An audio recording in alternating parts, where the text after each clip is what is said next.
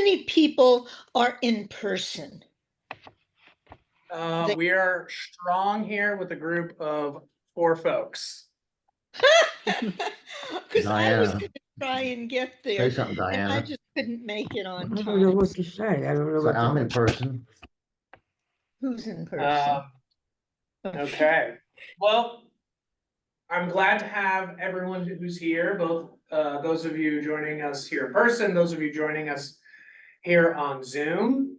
If folks, just for Zoom purposes, if folks could stay muted until you either raise your hand or type in a comment and I'll call on you. That way we don't have too many I'm voices hearing all it, and speaking. it mutes again. Yeah, so Diana, I'm gonna mute you just for now. But if you'd like to participate, my friend Ajay here in the back will help out. And so let's go ahead and get started, just so everyone knows this meeting's being recorded.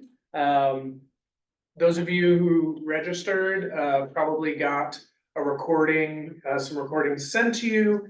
So that's what it's for, just for people to be able to go back and drawbacks, but it's not being streamed or anything, so you know, I hope people feel free to speak their mind. I know that when you say it's recording, it can be kind of like a strange feeling, but we got a lot to get through today. You know, every time I'm like, okay, don't prepare as much. You're not gonna have time to get through it all, and lo and behold, I did the exact same thing that I always do. But let's go ahead and dive in for our third and final session of If You Will It. I'm gonna minimize this right here, and Ajay, if there's some things that I'm missing from the Zoom folks, please let me know. So, quick review of last session. We talked a little bit about the way that anti-Semitism shaped the experience of Jews, both in Eastern Europe as well as in Western and Central Europe, and how, in a lot of ways, that was a hugely important factor in the growth of what was kind of a smaller movement earlier on of early Zionism. And specifically, we honed in on 2 forms of Zionism, 2 of the many different flavors of Zionism that we see emerging. First being political Zionism. Of course, political is a very broad umbrella term, but the political Zionism, particularly championed by Theodor Herzl. And we also talked about cultural Zionism, this really foundational movement towards a renaissance or a reinvigoration of Jewish culture, not just along the typical, what we might refer to as religious grounds of Jewish culture, but as a revival of secular Jewish culture, a reimagined use of traditional Jewish texts, a reconnection with biblical literature as well as rabbinic literature, and we talked a lot about the advent of modern Hebrew, and how that became this really important shaping force amongst a lot of these early Zionist organizers and thinkers. So coming up today, going back to our 31 flavors from Baskin-Robbins, we're going to be talking about more flavors of Zionism. So we're going to talk about, this isn't exactly in order, but we're going to talk about religious Zionism, the way that Zionism then came into more what we would really refer to as orthodox spheres of thought and organization. We're going to talk about revisionist Zionism, which is really important to talk about in terms of the 2 poles of revisionist Zionism and labor or socialist Zionism, where revisionist generally is what we would describe as the more far right version of Zionism, labor and socialist Zionism being more on the left in terms of a political spectrum. And then finally, we're going to end right here at home, talk a little bit about the growth of Zionism in America. We're going to look at some really important figures that led to the growth of Zionism and led to really what I would say the blanking on my words today, too many words throughout the day. But the ubiquity, that's the word I'm looking, the ubiquity of Zionism in the major Jewish movements, because as we talked about in the first session, that wasn't always necessarily the case. There was certain types of resistance to Zionism, both within the Reform movement and elsewhere. We'll talk a little bit later about how there was a lot of Orthodox Jewish resistance to Zionism as well. Before we move forward, I wanted to see if there were any questions that people have been thinking about since our last class session.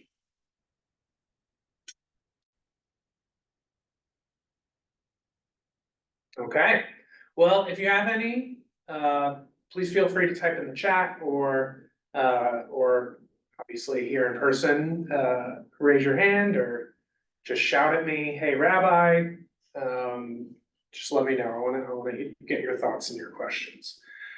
So first up, we're going to talk about labor Zionism. So here I have a handy dandy definition from the Jewish Virtual Library. And socialist or labor Zionism strove to achieve Jewish national and social redemption by fusing Zionism with socialism. Its philosophy was based on the assumption that the problem of diaspora Jewry, meaning Jews living outside of the land of Israel, would remain unsolved even after the socialist revolution. It was really grown from a lot of folks that were involved in the those first really strong movements of socialism throughout Europe, but seeing that for a lot of these early socialist organizations and organizing efforts that Jews were being excluded or even discriminated against. And so while there were plenty of Jews that saw socialism as this redemptive force similar to the Enlightenment and Emancipation, that would lead to a more thriving life in this new age. They're both based off historical events and based off of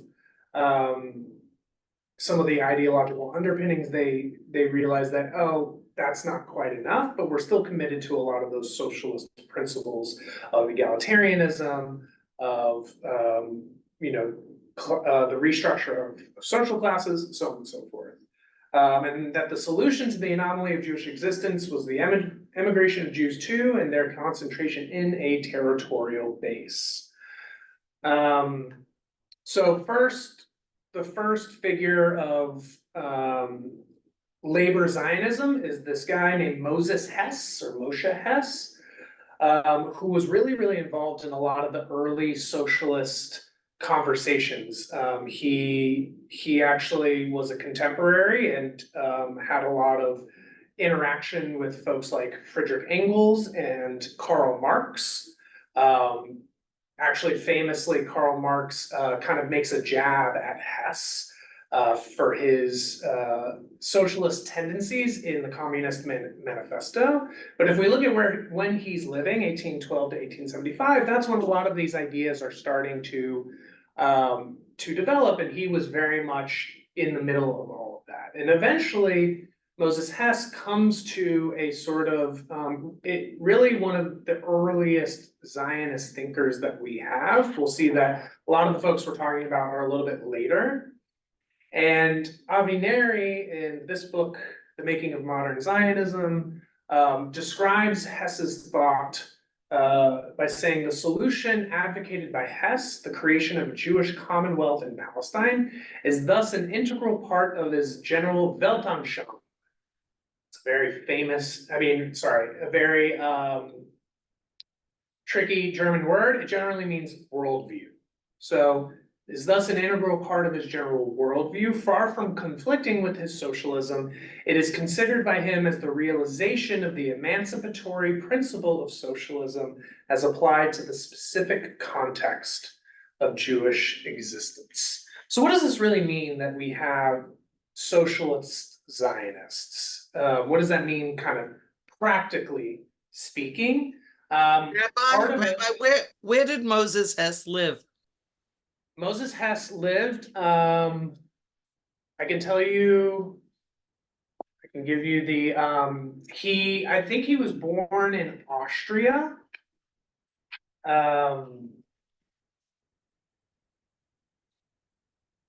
Just so I don't get incorrect information here. Let's see if Hertzberg has. For today's, I didn't include a lot of, here we go. He was born in Bonn, Germany. His parents left that city for Cologne in 1821, and he stayed behind. So he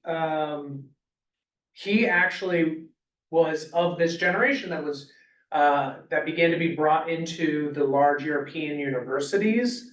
And he's really, really influenced by, you know, some of these really big philosophical thinkers like your Hegel's, and he was a big student of Benedict de Spinoza, a really foundational thinker in the development of modern philosophy. So he's very much ingrained in kind of this intellectual elite of Central Europe, particularly in Germany. He spent some time in Paris and kind of traveled around a little bit more.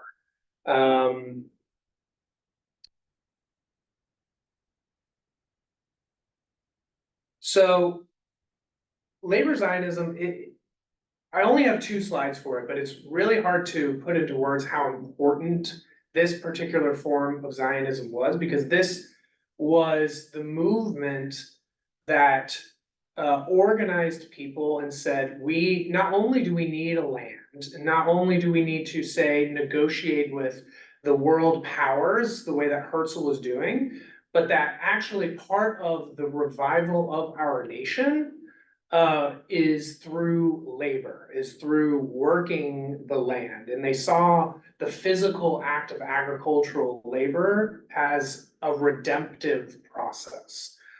So some other key figures we have, one is Nachman Sirkin, who founded the Labor Zionist party within the World Zionist Congress.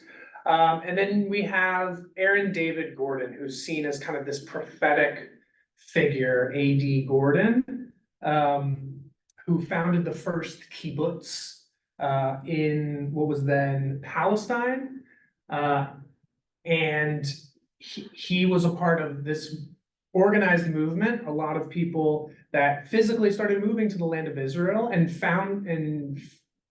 started founding a lot of these smaller communities that were built upon the core tenets of socialism and communism at times. And this is something that becomes really part of the lifeblood of what eventually becomes the modern state of Israel.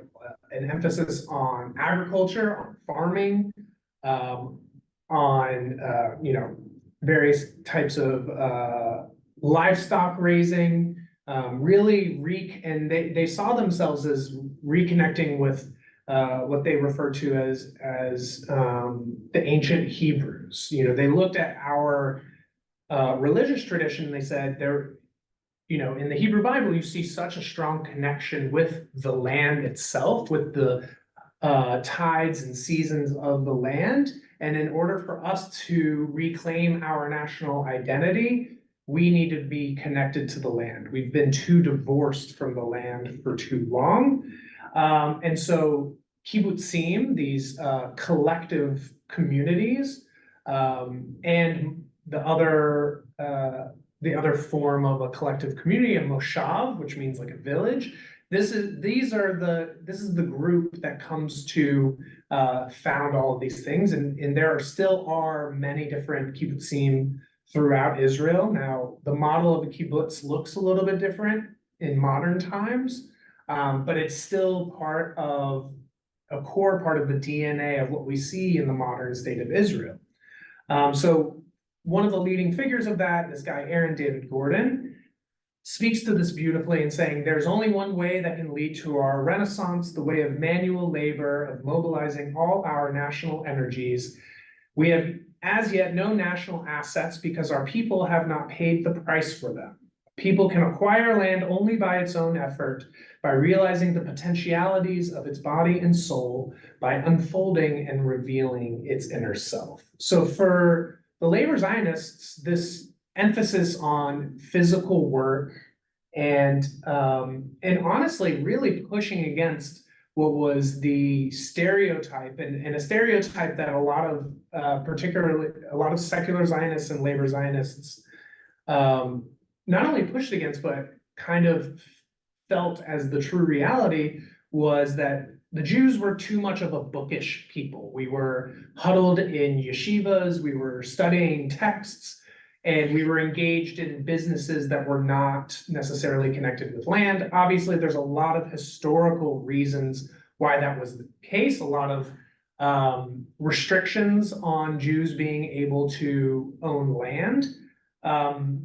But they wanted to create kind of, and this is literally the term that they would use, they wanted to create a new Jew, a Jew that was not confined to the walls of a ghetto, that was not confined to the halls of a Beit Midrash, of a traditional religious school, but a Jew that was physically strong, that was connected to the land, that worked with their hands and with their bodies.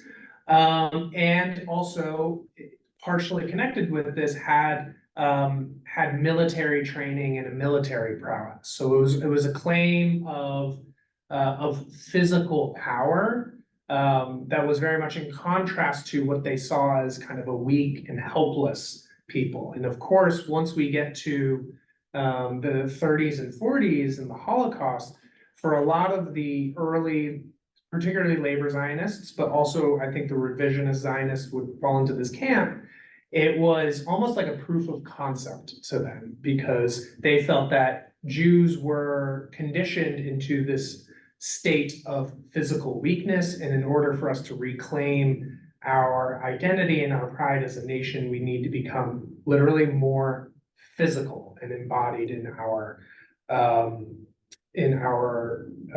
connection with our Jewish identity. Rabbi, I have a question.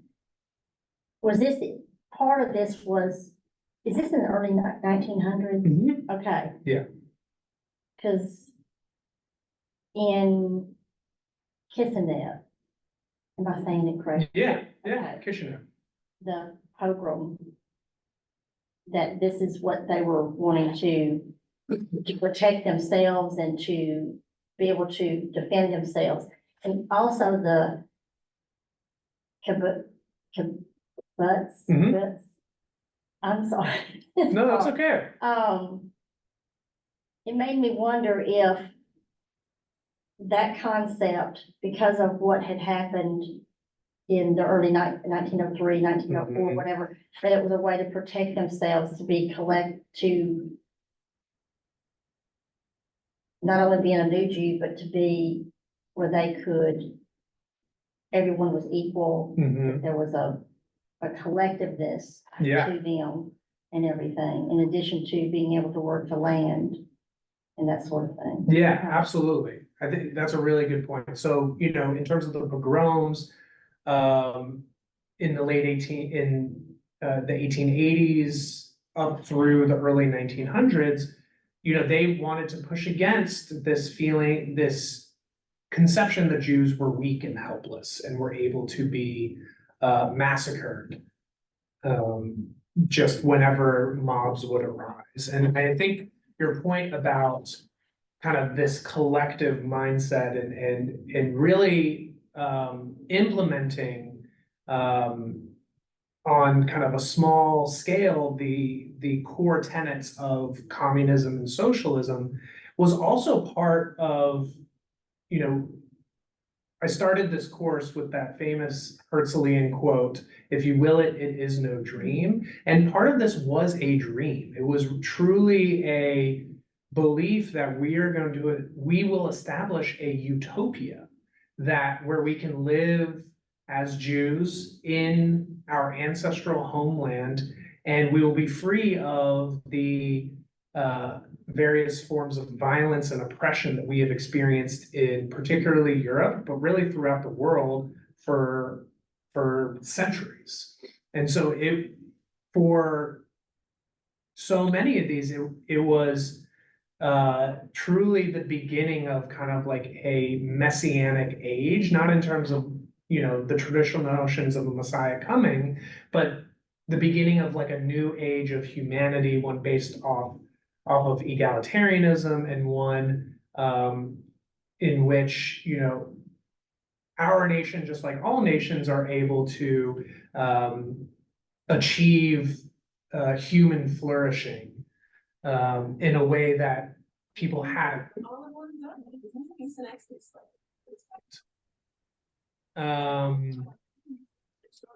Jake,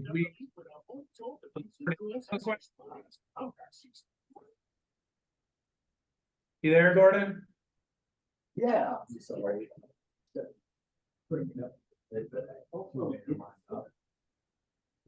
Nope. Yes. Okay. Now, can we go and mute him, Jay? Thank you. So labor Zionism is really one of the great organizers that leads to a lot of the institutions we have that built the state of Israel. So the Haganah, which was organized by mostly labor Zionist leaders, Haganah means defense, was a basically a Jewish military group in Palestine that helped safeguard and protect immigrants that kept coming over, largely from Eastern Europe. And the Haganah is one of the groups that eventually becomes the IDF, the Israel Defense Force that we see today. And then the Labor Party was really the dominant party in the first 25 or so years of the existence of the state of Israel. So another key figure I have here is David Ben-Gurion. His birth name was David Broom, I believe. And obviously one of the most famous figures in Israeli history, the first prime minister of the state of Israel, and a committed labor Zionist. Helped establish communities. He was very much connected to like Sde Boker and other cities and areas within the south, and Beersheba especially was kind of his home. Ben Gurion University is in Beersheba, so the Labor Party within the state of Israel, once it's founded in 1948, was the dominant political force in Israel, and so much of the way that the state was constructed was grounded in socialist principles. And you know, that's one of those interesting things where you know, I think for us as Americans, when we interact, when we go to Israel or we talk to Israelis, and especially think about those early years of Israel, there's so many similarities that we feel, but in a lot of ways, Israel, particularly as it was originally constructed, is designed much more similar to a European country in terms of the role of the state within the popular life of the people. And that's partially because this was one of the dominant strands of Zionism that organized and built up the state. Another figure, and I have a nice picture of her here, is Golda Meir, the first and only female head of state for Israel. Golda Meir was born in Europe, actually grew up here in the United States in Milwaukee, and was a part of actually the labor Zionist youth movement here in the United States. There are still a lot of camps and other organizations here in the States. I believe one of them is Habonim Dror, the Builders of Freedom, that are still active these days. And so all these things were happening not only in Europe, not only in certainly by this time in what was then called Palestine, but obviously was spreading and was a really powerful organizing force for a lot of Jews. And it was partially out of her involvement in that she made Aliyah, she moved to Israel, and she was first labor minister, I believe, in the 1950s, and eventually ascended to become prime minister. And really, the end of her tenure, she resigned after the Yom Kippur War, because that was kind of a disaster. And that was really the end of the dominance of the Labor Party within the modern state of Israel. So all of that to say, labor Zionism and socialist Zionism is one of these key ingredients that leads into what we talk about as Zionism today.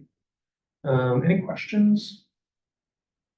Before we move into, I'm just thinking about the Monty Python, and now for something completely different.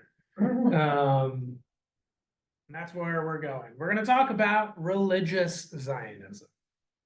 So again, Jewish Virtual Library, nice to have a nice little concise definition, but it's based off a fusion of Jewish religion and nationhood, and aims to restore not only Jewish political freedom, but also Jewish religion in light of the Torah and its commandments. For religious Zionism, Judaism based on the commandments is a sine qua non, an essential condition for Jewish national life in the homeland.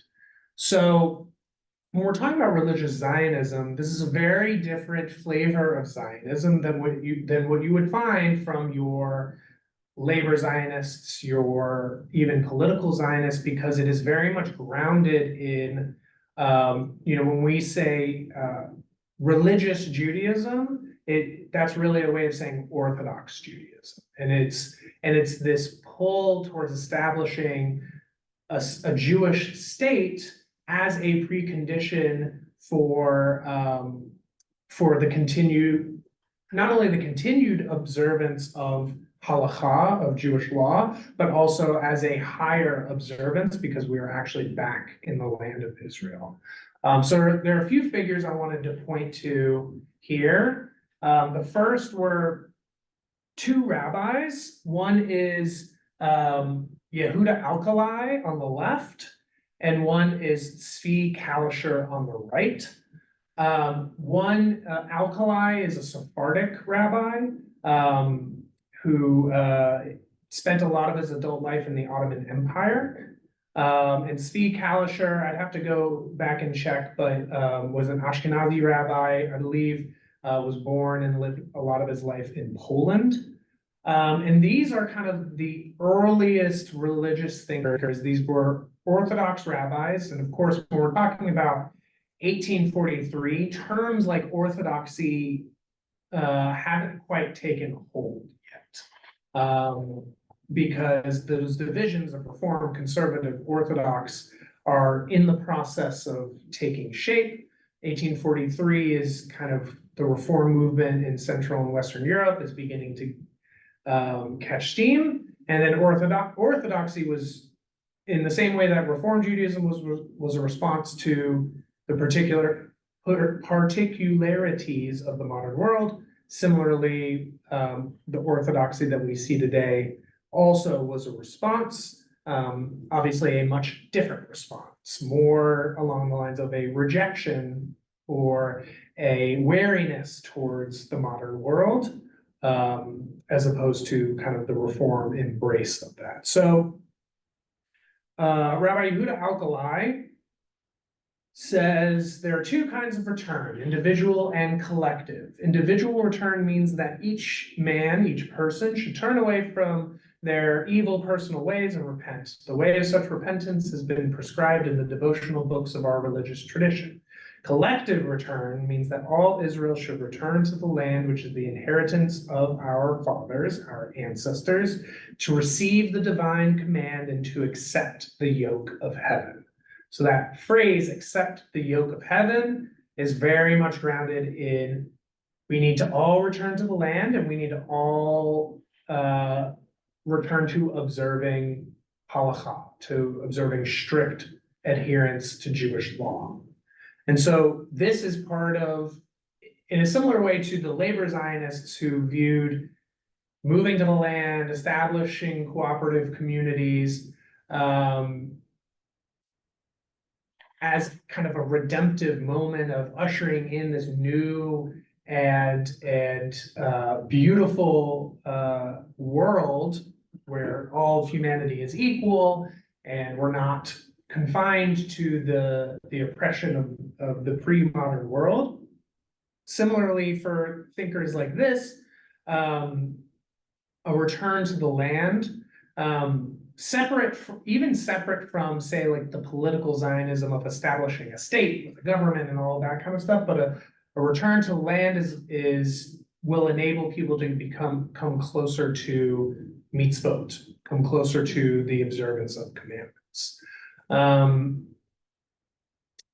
And so Kalischer kind of mimics this when he writes in 1862, the redemption of Israel for which we long is not to be imagined a sudden miracle.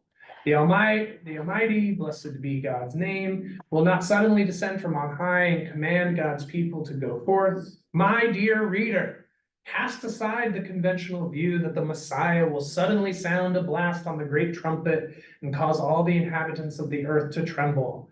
On the contrary, redemption will begin by awakening support among the philanthropists and by gaining consent of the nations to the gathering of some of the scattered of Israel into the Holy Land. This is actually a pretty pivotal moment. There is an element in many traditional Jewish circles that was, and when we're talking about 1862, I don't know if we could fully use the term Zionism. It's a little early for that because it hasn't been organized in the same way. These two rabbis are seen as proto-Zionists, as early thinkers that kind of laid the groundwork.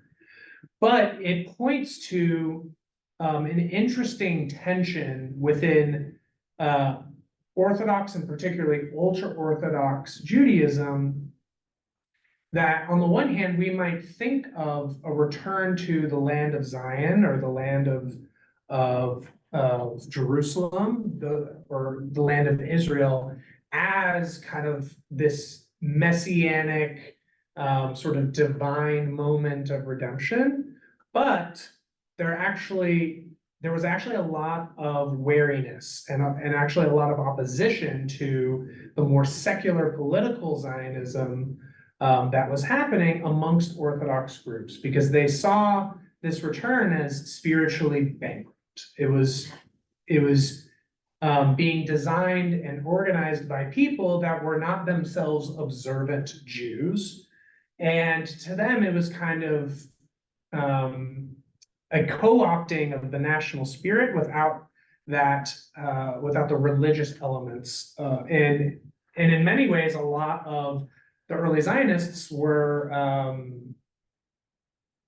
viewed a commitment to Jewish identity as a nationality as a replacement for that more traditional religious mindset of study and prayer, and particularly the strict observance of mitzvot. And so Zionism in its early days is on the one hand being criticized by Reform Judaism, both in Germany and Western Europe and in America, as we talked about in our first session.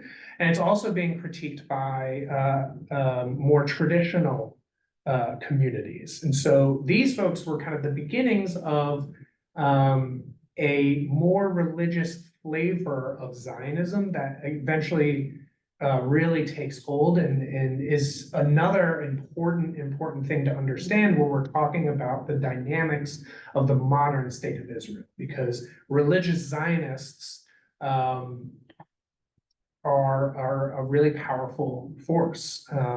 One of the key elements of the current government that Netanyahu has put together, and one of the unique elements is that it includes many Orthodox and ultra-Orthodox parties of religious Zionists that for a long time were considered kind of outside the fray as kind of fringe elements.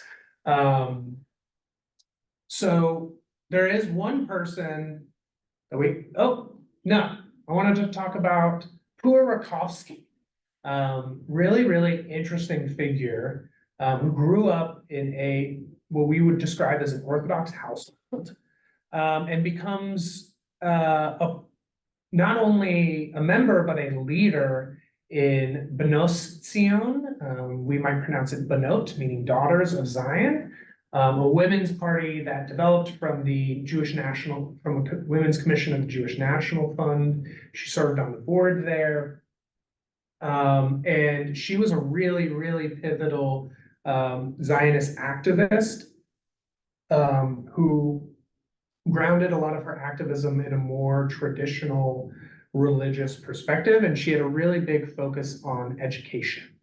She was a translator and an educator, and she had this famous quote, if the Torah had been taught without distinction of sex, if both Jewish girls and boys had studied our Torah, culture, and customs, then how many thousands of Jewish mothers would have been saved from assimilation and conversion, along with the Jewish sons we lost because of the education they received from their assimilated mothers. So her battle was against what a lot of these people are battling against, this fear of assimilation, this fear of Jews entering into modern society and losing their connection to Judaism. So for pretty much any kind of Zionist, this was a great fear, and it was also a great fear of the early formers of what we call Orthodox Judaism, and especially ultra-Orthodox Judaism. This fear that when we become like everyone else, when we speak like everyone else, when we talk like everyone else, when we get educated in the same way,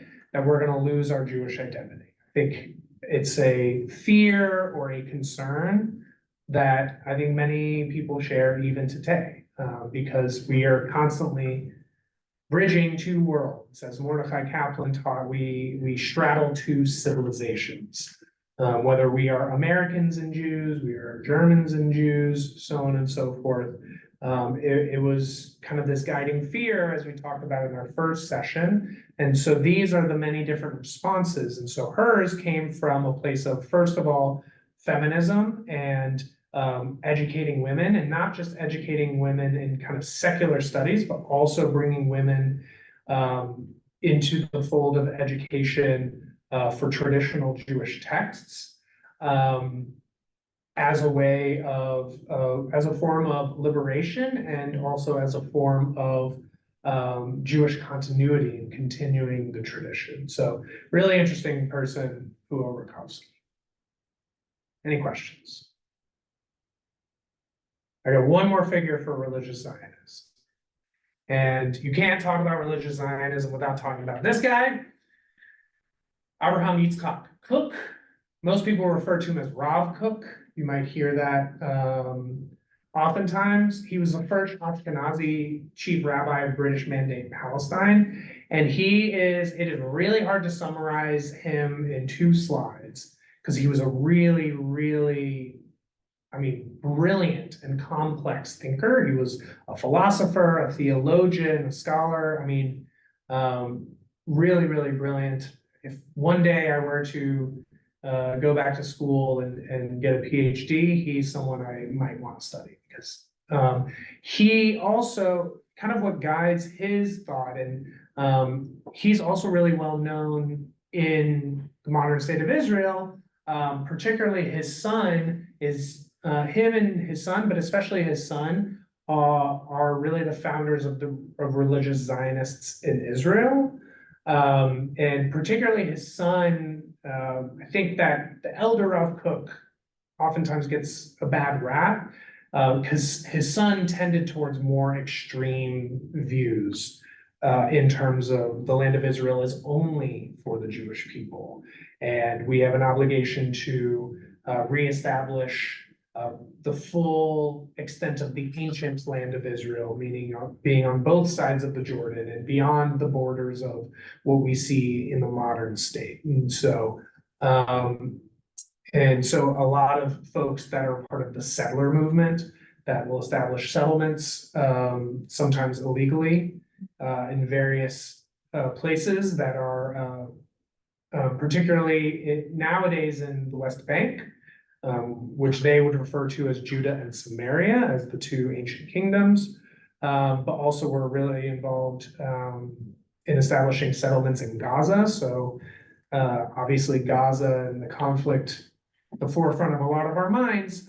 In 2005, when Israel withdrew from Gaza, they forcibly dismantled settlements, Jewish neighborhoods that were established there. And most of those were actually religious Zionists, largely guided by the ideological descendants of Rav Kook. But for Rav Kook, he's kind of in this in-between world that I was just describing of, on the one hand, he was critiqued by many folks in the ultra-Orthodox world for his willingness to engage with secular Jews, secular thought, modern philosophy. And of course, and he was also critiqued on the more secular side for his deep, deep commitment to traditional Jewish observance. But he is able to bridge the gap in a lot of ways. Like he says, on the one hand, from a religious perspective, there is a redemptive quality of Jews returning to the land of Israel. And at the same time, all of those Jews don't necessarily have to be Orthodox observant Jews. The famous metaphor that he gives is that a body contains many limbs. And so just as ultra-Orthodox communities are one limb of the body of the nation of Israel, so too are secular Zionists another limb of the body, and the idea is that they're all important. So he has this quote that explains this, and I think this encapsulates it beautifully. To oppose Jewish nationalism, even in speech, and to denigrate its values is not permissible. For the Spirit of God and the Spirit of Israel, that is Jewish nationalism, are identical. What Orthodox Jews must do is to work all the harder at the task of uncovering the light and holiness implicit in our national spirit, the divine elements which are at its core. The secularists will thus be constrained to realize that they are immersed and rooted in the life of God and bathed in the radiant sanctity that comes from above. So what he is doing is encouraging more religious Jews to see these secularists, whether they're labor Zionists, revisionist Zionists, political Zionists, whatever they are, that are organizing this huge movement of Jews to the land of Israel, to see them as actually having a holy purpose, a sacred purpose, and even framing it in a way that probably a lot of those secular Zionists were not huge fans of. But he's able to kind of bridge this together and actually see, for example, the establishment of a Jewish government in the state of Israel. And this is really what comes to happen is that his son takes this even further and sees, for example, the government of the modern state of Israel as actually an extension of God's will. And so it's not just kind of a political government established by people, but it is actually a divine instrument in this larger historical process of redemption and ushering in the Messianic age. And that's when things, I think, get a little bit more extreme. Rav Kook, the elder, was a little bit more wary of human governments and the kind of what he described as the corruption and the spiritual sacrifices needed to be made in order to engage in the political world. He was a little bit more wary of that, but that's kind of where a lot of his followers sort of take it to, which is this fervent belief in the government of Israel as kind of a divine instrument. And it's actually something we see a lot today. Okay, so that's religious Zionism. Rabbi? Any- Yeah, Rabbi, what I find interesting here is that he had all these visions and feelings about all this, and you look at his lifespan, and he died before the Holocaust, and certainly before Israel, became a state. So all of this ahead of time, way before any of the things that wound up happening to the Jews.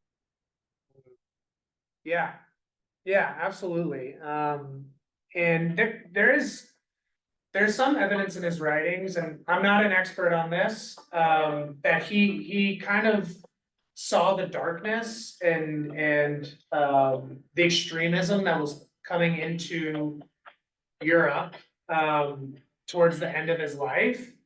But you're right. He, and similarly, I think what you were talking about in terms of the vision and the dream is really important, because I think one of the guiding things of this class, if you will, it is no dream. And when we look at the development of Zionism as an ideology and a philosophy, is that what happens when a dream becomes reality, and the harsh realities of what it means to build and to maintain a state, and how you can have these large theoretical, philosophical, religious ideas for what a Jewish state would look like. And then when it comes down to it, how that state ends up coming into being, and the very real world challenges of what it means to have a state.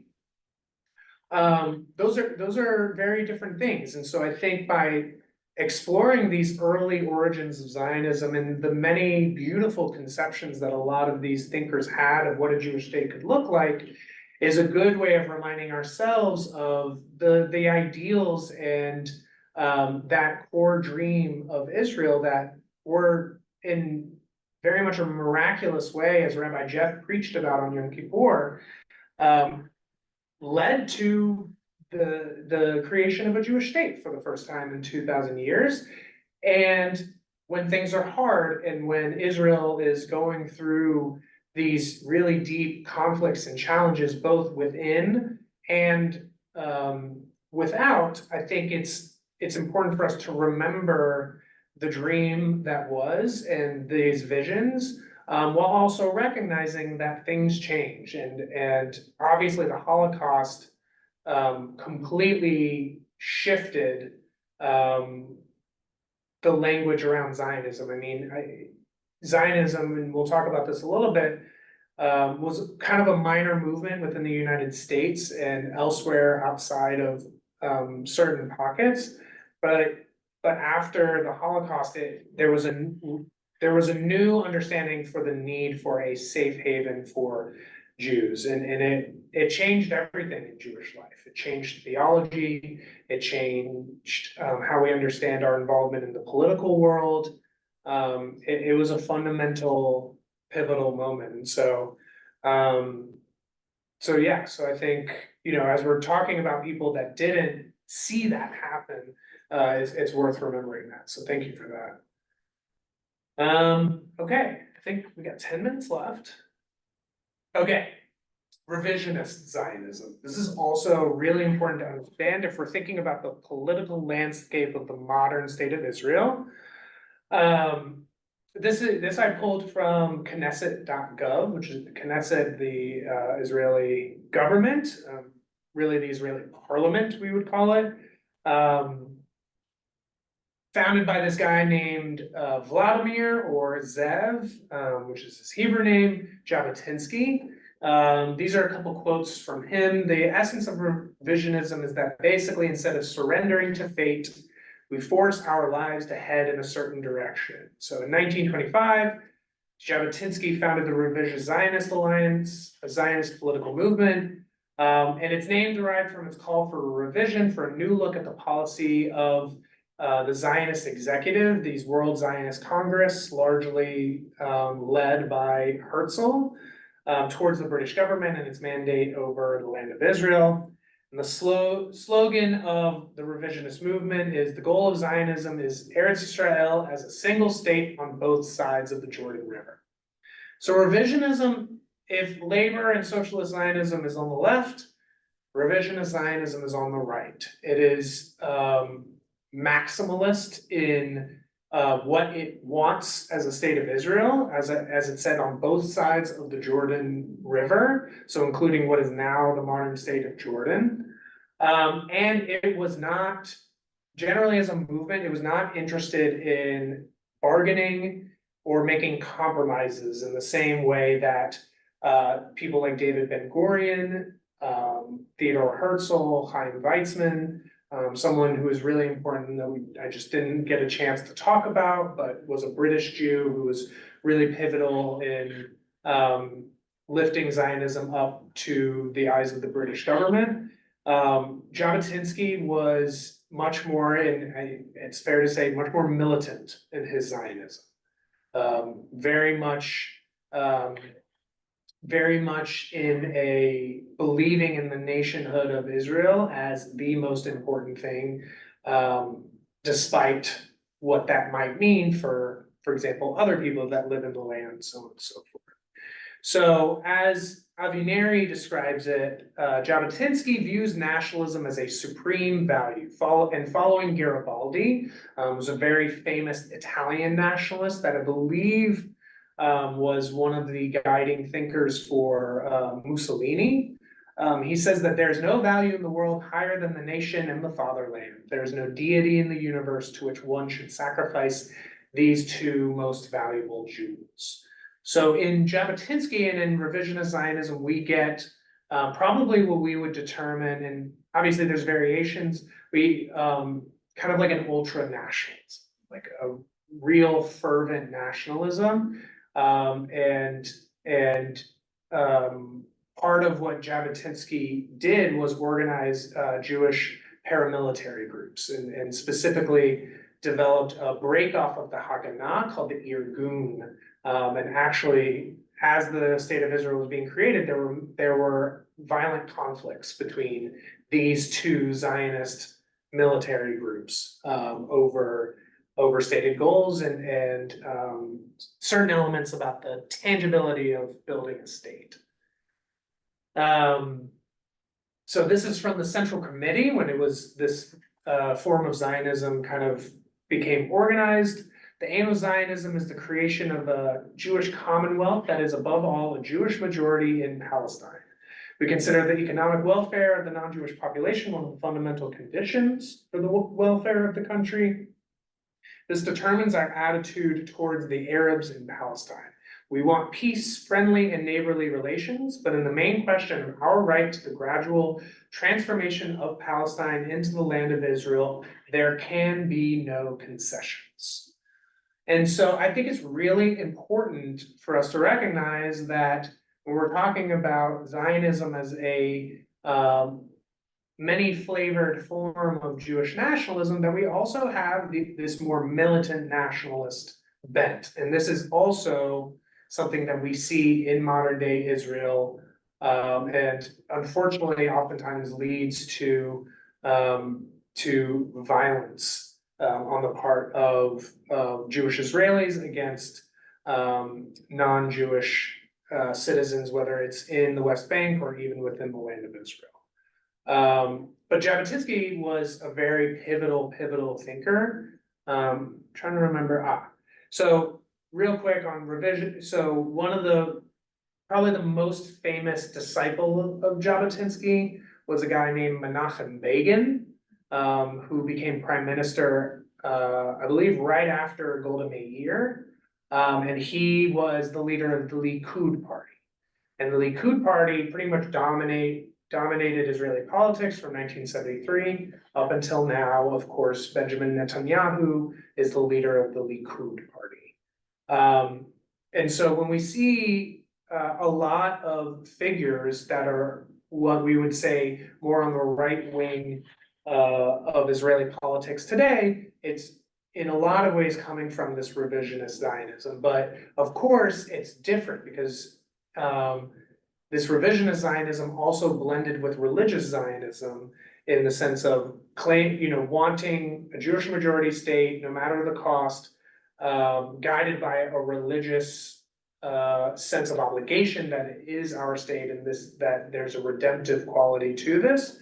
Even though Jabotinsky himself was not a particularly religious or observant Jew. So it's, if you think about kind of like like a stew or a soup, when you have all these different ingredients that are coming together, then things happen, life happens, wars happen, and all of these ingredients are molded and shaped and lead into kind of the Israel and the political landscape of Israel that we see today. So real quick, I apologize, I'm gonna go over time. I told y'all we got a lot to cover, but these are the important words to know. Labor Zionism, revisionist Zionism, religious Zionism, so on and so forth. Finally, I wanted to talk about American Zionism. Really, really important. There's a few figures now, even in the 1870s, 60s, and really 1870s and 80s, you do have some early American Zionists, but not a whole lot of them. They very much were not the mainstream, and we talked about that a lot in our first session, and we looked at the first Pittsburgh platform of the Reform movement that explicitly declared that the Jews are not a nation, and there was a statement put out by the UAHC, now known as the URJ, talking about its opposition to political Zionism. But in the 1880s, particularly beginning in 1881, as a result of those pogroms and the violence against Jews we talked about last week, a lot of Eastern European Jews started flooding into the United States. And with them came different ideas and different connections with Zionism, socialism, communism, and a different ideological bent that really shifted the cultural landscape. So perhaps the most famous advocate of Zionism in the United States of America was a guy named Louis D. Brandeis, the first Jewish Supreme Court justice in American history, who grew up in what I understand to be a pretty secular household, but definitely experienced a good amount of anti-Semitism in academia and on his journey to the Supreme Court. And so Brandeis' issues was what is probably still the most powerful and lasting argument for why American Jews can be committed to Zionism and not be accused of being unpatriotic. So he writes, "Let no American imagine that Zionism is inconsistent with patriotism. Multiple loyalties are objectionable only if they are inconsistent. Man is a better citizen of the United States for also being a loyal citizen of his state. Every American Jew who aids in advancing the Jewish settlement in Palestine will likewise be a better man and a better American for doing so. There is no inconsistency between loyalty to America and loyalty to Jewry." This is a really, really pivotal moment when you have a big figure like this making this claim, when I think a lot of American Jews were uneasy about wanting to commit themselves to Zionism, but still not quite feeling settled or feeling like their station and their status in America could be called into question. And that's really grounded in a lot of the things we were talking about in our first session in terms of dual loyalty, dual identity, so on and so forth. Another person, Rabbi Stephen S. Wise, born in Budapest, that he attended the Second Zionist Congress in 1898. He had a lot of correspondence with Herzl, actually, and he actually went to the Jewish Theological Seminary for his ordination, but becomes a leading figure in the Reform movement, particularly becoming a rabbi at Temple Emmanuel, this big flagship Reform synagogue in New York City, but became very frustrated with the opposition to Zionism within American Judaism and particularly Reform Judaism. And as a result, goes and starts a new congregation called the Stephen White, it wasn't named after him at that point, but called the Free Synagogue, because he felt he was not free to speak his mind from the pulpit. And there are still to this day, there are Stephen Wise free synagogues throughout the country. And very important, founds the Jewish Institute of Religion, a Reformed Jewish seminary in New York in 1922. Partially grounded on his commitment to Zionism and the opposition to Zionism amongst a lot of the leading figures in what was then the established Reformed Jewish Seminary, the Hebrew Union College in Cincinnati, Ohio. Now a year later, I believe in 1923, those two institutions merged into what is now the Hebrew Union College Jewish Institute of Religion, which is the seminary where myself, Rabbi Jeff, Rabbi Micah, we all were ordained. And so this is a little quote describing his frustration with the opposition to Zionism, but he becomes this huge force in bringing Zionism into the mainstream in the American Jewish community. Hello, singing folks. Hi, welcome back. And finally, I wanted to end with this truly remarkable woman, Henrietta Jold. She comes from a very elite German Jewish family. I mean, we could do a 3-session class just on her. She was this amazing scholar. She went to the Jewish Theological Seminary and studied there. She worked for the Jewish Publication Society for 20 years as their editor.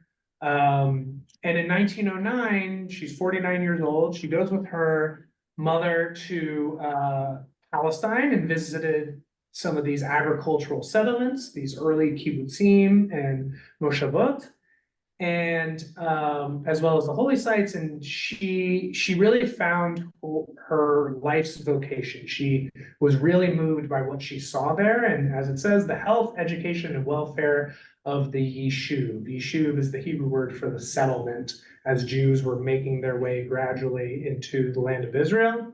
So she gets involved. She starts fundraising in the United States. And then she becomes the secretary of this board. I don't even know what this board is, but apparently it's noteworthy. This is from the Jewish Women's Archive, which is a great site y'all should all check out. But perhaps most significantly, in 1912, founds Hadassah, the Women's Zionist Organization of America, to this day, one of the largest Zionist organizations in the world. And is really pivotal in organizing efforts to support the Zionist project in the United States, and particularly leveraging women's roles in leadership.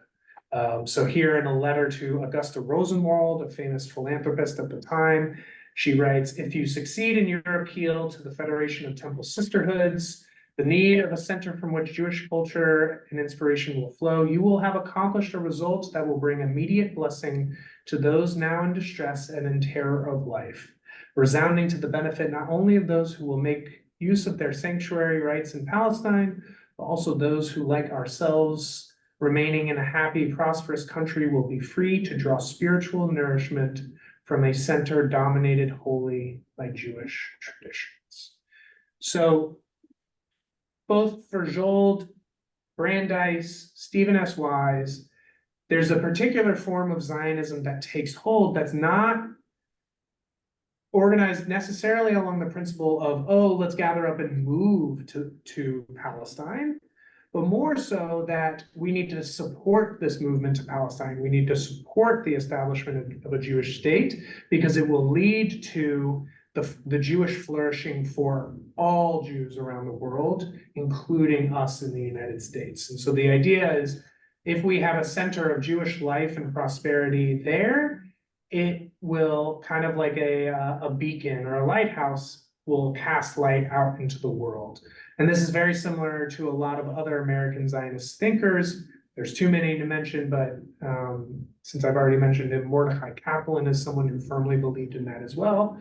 But of course, it's a little different than the Zionism we see in the labor movement, particularly in a lot of these European movements. And a big part of that is guided by the uniqueness of the experience of Jews in America, where yes, we have experienced discrimination, anti-Semitism, and a lot of hatred, but and particularly at this point had yet to experience the level of violence and pogroms and also the ghettoization, the segmenting out, and you can only live in this area that a lot of European Jews experience. So part of the uniqueness of what it means to be a Jew in America, and something I think so many of us are really grateful for. So these were the leading figures, and then of course, as I mentioned earlier, with the Holocaust, it really, I mean, Zionism became ubiquitous. It became kind of part and parcel of what it means to be a Jew in the world, because the need was no longer a perceived need in crisis, but was a very real need in crisis. And so that's it for me. So we're gonna end there. Rabbi, Yes. Jossie here. You know, ARTSA was launched in November of 1977. And the reason that date sticks in my mind is that it was launched at the Biennial Convention in San Francisco. And a few days before in fact, I think the day before the convention started, Anwar Sadat visited Israel. And it was such a game changer I mean, everybody in the world was ecstatic that Egypt had made that move and you know, wanted to pay a call. And it was very exciting because there wasn't any way the reform movement was going to participate in a Zionism based on socialism, nor based on orthodoxy as the one and only way to do Judaism. So the creation of ARTSA, and at one time you could pay your ARTSA dues through your temple dues, but I'm not sure we still do that anymore. Yeah, that's a really good point. So for those who aren't aware, ARTSA is the American Reform Zionists of America, Association of Reform Zionists of America.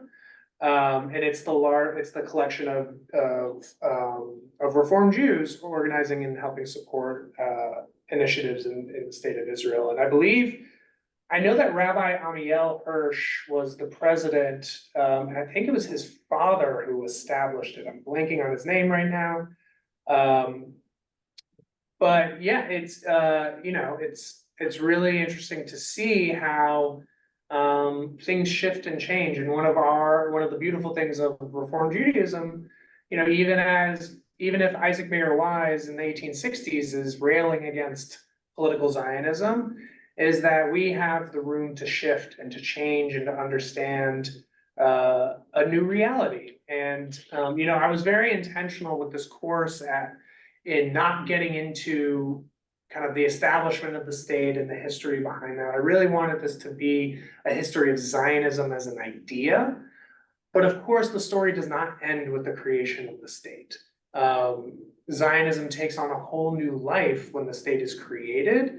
It takes on a whole new life. You know, in an earlier class session, someone asked me, I don't forget who it was, but asked me about what was happening with Middle Eastern Jews in places like Yemen and Syria and Morocco, who eventually really the majority of them end up moving to the state of Israel in the 50s. But Zionism becomes this, and specifically the state of Israel, gains a lot of new adherents over the course of time based off historical circumstance. So for example, it comes to mean something different for a Syrian Jew who was kicked out of their country in the 1950s and found a home in Israel. It means something different for an Ethiopian Jew that was rescued during the Ethiopian Civil War in the 1990s and found a home in Israel. It means something different for a lot of Russian Jews who were in a lot of ways separated from their Jewish identity in Soviet communist Russia and made their way to the state of Israel after its collapse in the 1990s. And so it means something different, and it means something to us as American Jews sitting here in 2024. And part of it is the realities of what history comes to teach us, or at least what we learn from history, and what we choose to learn from history. And also part of it is, as I mentioned earlier, when you shift from a dream to reality, things aren't as clear cut and as simple as they might feel in your head. And you know, I almost envy a lot of the early Zionist thinkers, even as I'm so grateful to live in a world where the state of Israel is a reality. I envy them because they were able to conceive of something in an ideal world and dream it up, as opposed to the reality that we all experience of and being able to hold on to this kind of image of perfection or utopia that guided so many of these early Zionists, because I think it's safe to say, and something, you know, we all come to terms with in our own ways, that state of Israel is this truly a miracle of the modern world and has so many amazing qualities, and it's not perfect. And it has its own conflicts and its own growing pains in the same way that all countries do. And so even as we recognize its flaws and its imperfections, and we still maintain, for those of us who remain committed to Zionism, maintain this close and I would say even sacred relationship with it, because we want to hold on to those dreams, because at the end of the day, we need to hold these dreams up as our guideposts, as the things we aspire to, in the same way that we aspire to the lofty words of the founders of the United States, even if we understand that at times we haven't quite lived up to it. So I have some closing thoughts here, but I feel like that was a good way of wrapping things up. And of course, I wanted to end with Theodore Herzl: if you will it, it is no dream, and if you do not will it, a dream it is, and a dream it will stay. And so I think we are grateful that it did not remain a dream, and at the same time, it's also our obligation when we see people saying, you know, claims of Zionism as racism, Zionism as a form of colonialism, to remember the dream of these early origins of Zionism, that it wasn't an effort to you know, pull resources from the land, exploit the land, but it was actually an effort to find a safe home for Jews, an effort for Jews to get back in touch with their identity. And it was very much a response to the unique challenges of the modern world, challenges that are very much still real, even if the world looks a little bit different than it did, say, in 1947. So with that, thank you all for being here. Thank you all for your questions, for your participation. I see there were things happening in the chat. I wasn't able to monitor them super closely, but just really grateful for the opportunity to be able to teach this.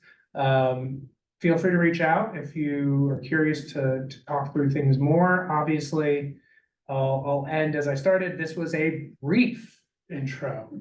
And you know, this is the kind of thing we could spend months and months and hours studying, but hopefully it was filling, it was educational, and hopefully it gave us some food for thought as we continue to think of and pray for Israel, and also hope for a brighter future for Israel and for the Jewish people. So thank you all. Thank you. Thank you. It's very good.